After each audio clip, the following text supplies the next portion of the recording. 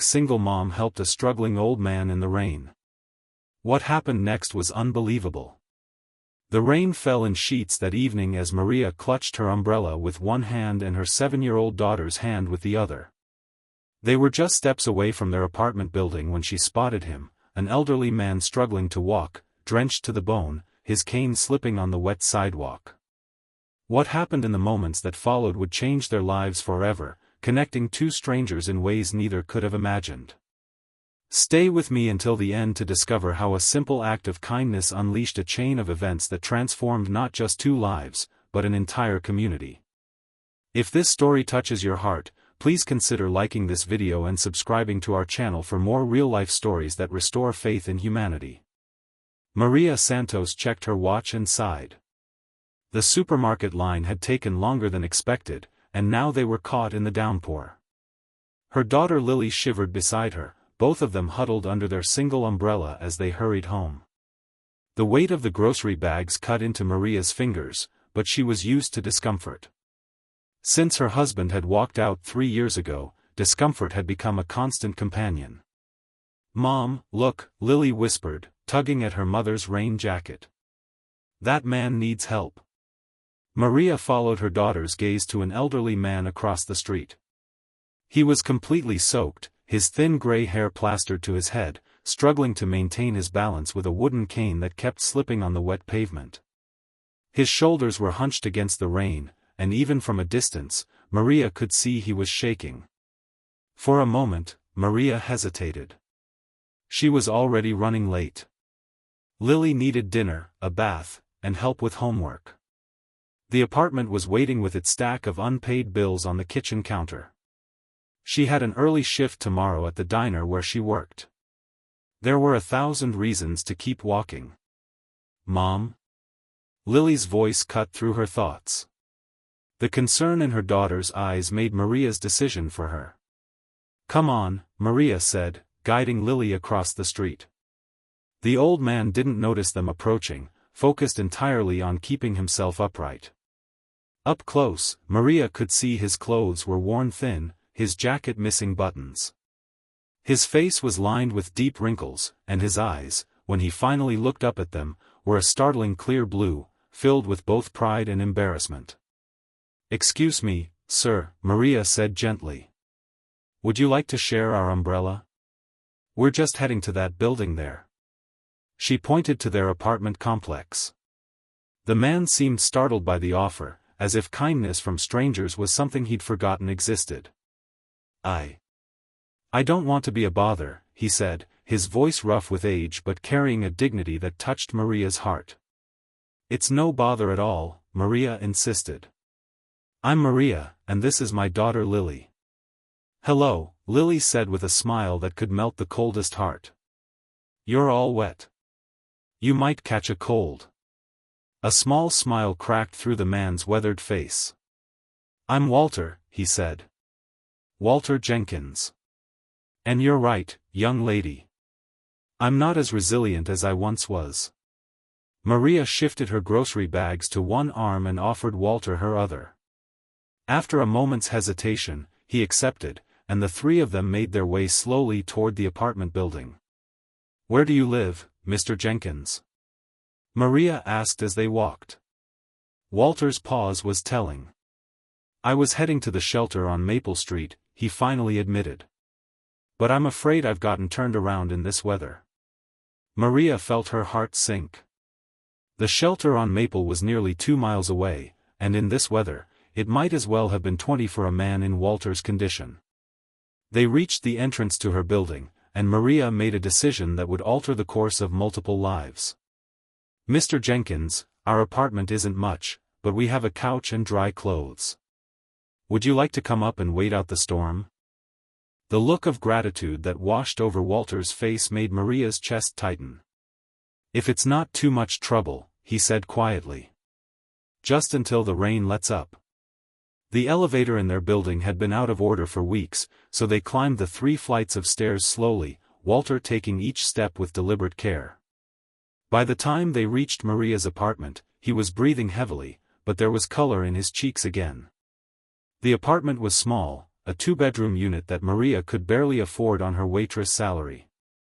The furniture was mismatched, mostly second-hand, but the space was clean and warm.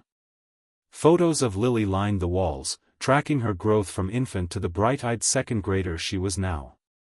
"Please, make yourself comfortable," Maria said, gesturing to the couch. "Lily, can you get Mr. Jenkins a towel, please?" Lily nodded eagerly and disappeared down the hallway while Maria put away the groceries.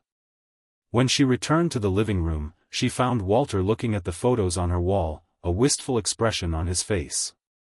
"You have a beautiful daughter," he said. "She reminds me of my granddaughter." "Thank you," Maria replied. "Do you see your granddaughter often?" A shadow passed over Walter's face. "Not anymore. My son and we had a falling out many years ago. I haven't seen him or his family in over a decade." Before Maria could respond, Lily returned with not just a towel but also a set of her father's old clothes that Maria had never been able to bring herself to donate. "These might fit you," Lily said, presenting them to Walter with the solemn importance only a child can muster. "They're my dad's, but he doesn't live with us anymore." Walter accepted the clothes with gentle hands. "Thank you, young lady. That's very thoughtful of you." While Walter changed in the bathroom, Maria prepared a simple dinner: spaghetti with tomato sauce, garlic bread, and a small salad. It wasn't much, but it was warm and filling. When Walter emerged in the dry clothes, which fit him reasonably well despite his thinner frame, Maria invited him to join them at the table. "I couldn't impose," Walter began, but Lily cut him off. "Please eat with us, Mr. Jenkins. Mom always makes too much spaghetti anyway." Walter's resistance crumbled under Lily's earnest invitation. As they ate, the conversation flowed more easily than Maria would have expected. Walter, they learned, had been an engineer before retirement. He had designed bridges and buildings all over the country, including, coincidentally, the very library where Lily loved to spend Saturday mornings. "What happened?" Maria finally asked gently. "If you don't mind me asking, how did you end up homeless?" Walter finished for her, no bitterness in his voice, just a weary acceptance.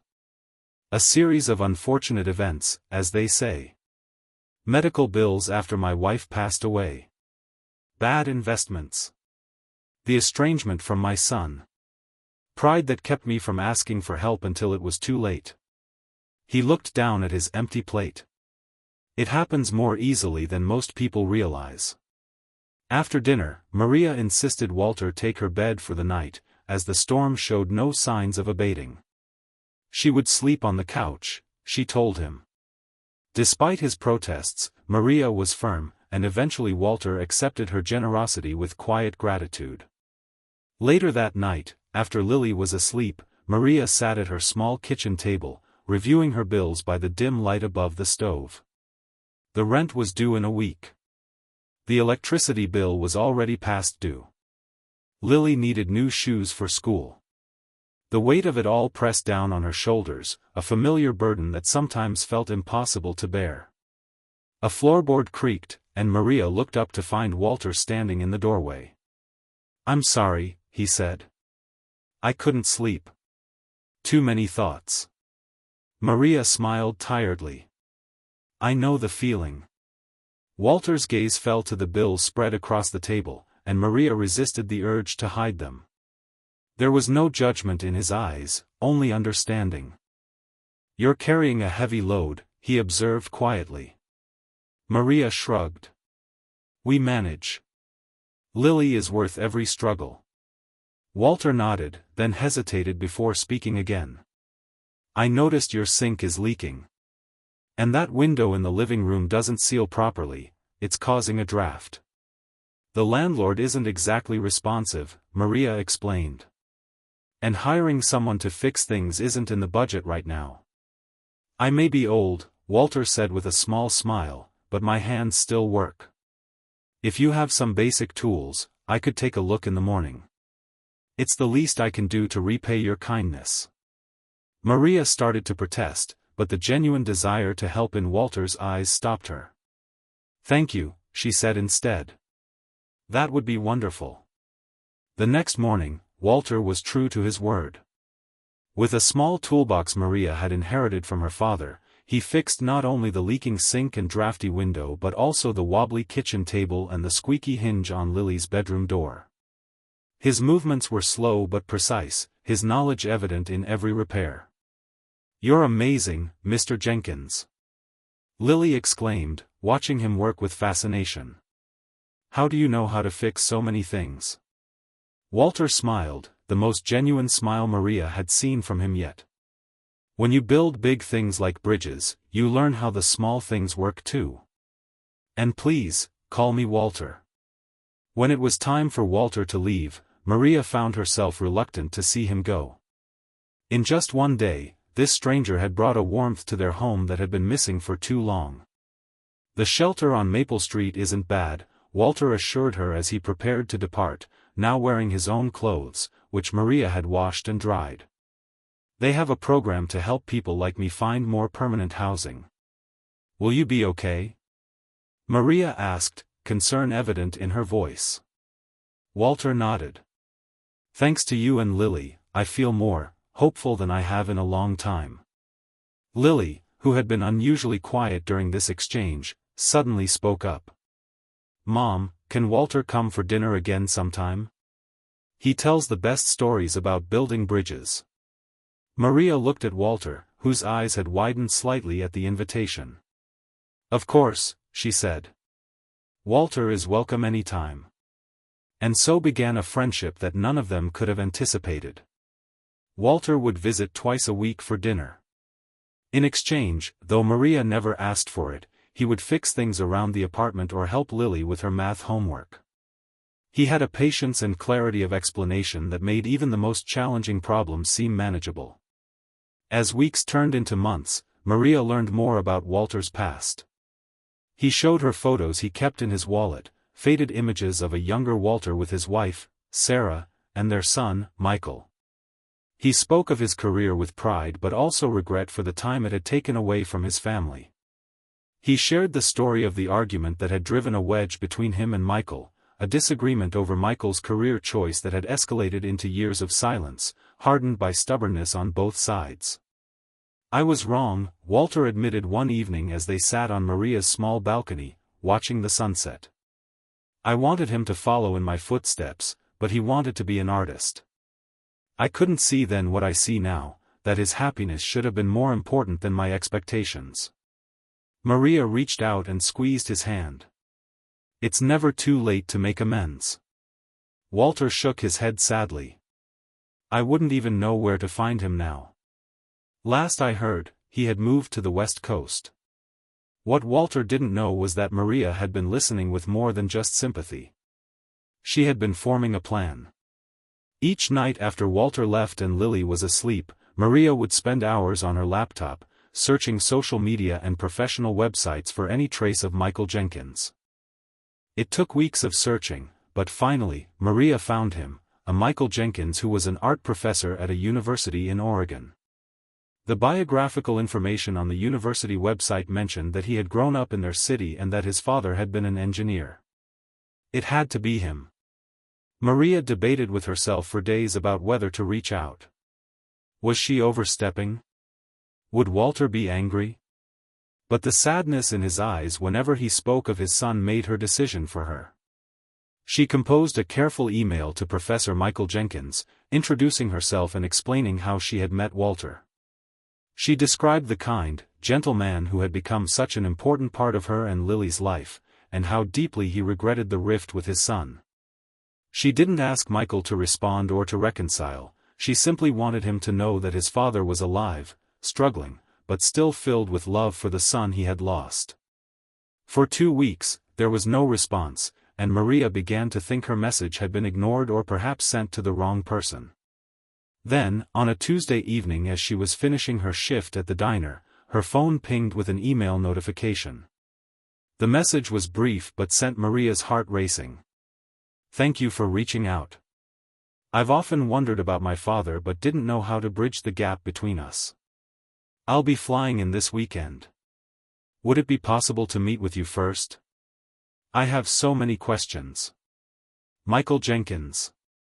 Maria responded immediately, agreeing to meet Michael at a cafe near her apartment that Saturday morning. She told no one, not even Lily, about the correspondence or the planned meeting. If nothing came of it, she didn't want to raise Walter's hopes only to crush them again. When Saturday arrived, Maria was a bundle of nerves as she walked into the cafe.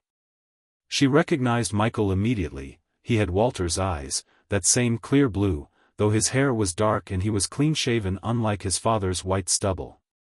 "Maria?" he asked as she approached his table. She nodded, suddenly unsure of what to say now that the moment was here. Michael gestured to the chair across from him. "Please, sit. I don't even know where to begin. Your email was quite a shock." "I'm sorry if I overstepped," Maria began, but Michael shook his head. "No, don't apologize.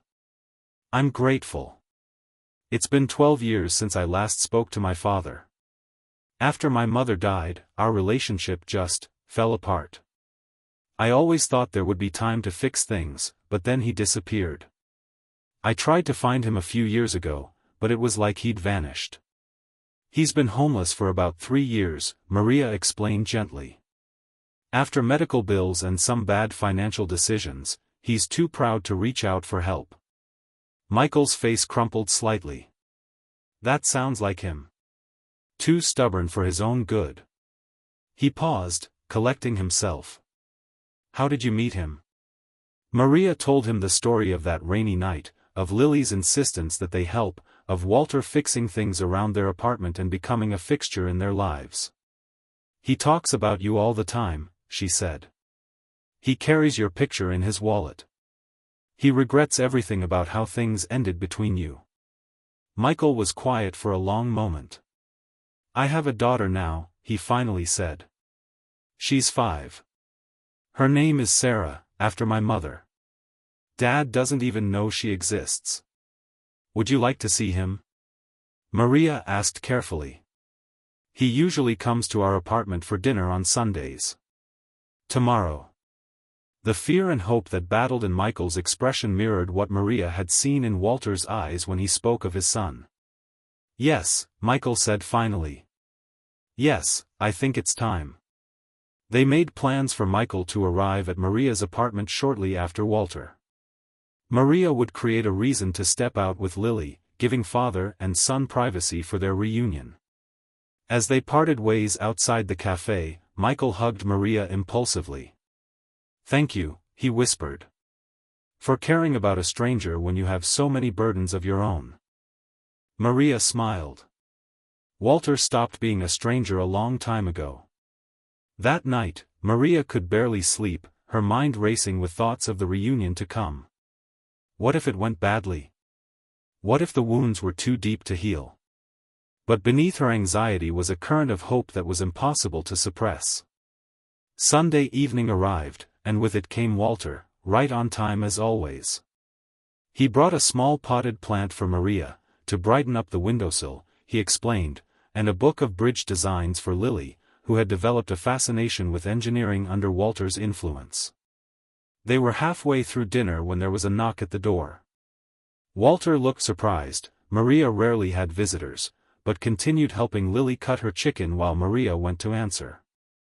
Michael stood in the hallway, looking as nervous as Maria felt. She gave him an encouraging smile and stepped back to let him in. "Walter," she called softly. "There's someone here to see you." Walter turned in his chair, the fork slipping from his fingers and clattering against his plate when he saw who stood in the doorway. "Michael," he whispered, his voice breaking on the name. Michael took a step forward, then another. "Dad." The silence that followed was heavy with 12 years of absence, of words unsaid, of regrets accumulated like dust in an abandoned room. "I'll take Lily for ice cream," Maria said quietly, gathering her purse and her daughter's hand. "We'll be back in an hour or so." Lily looked confused but didn't protest as Maria led her out of the apartment. As the door closed behind them, Maria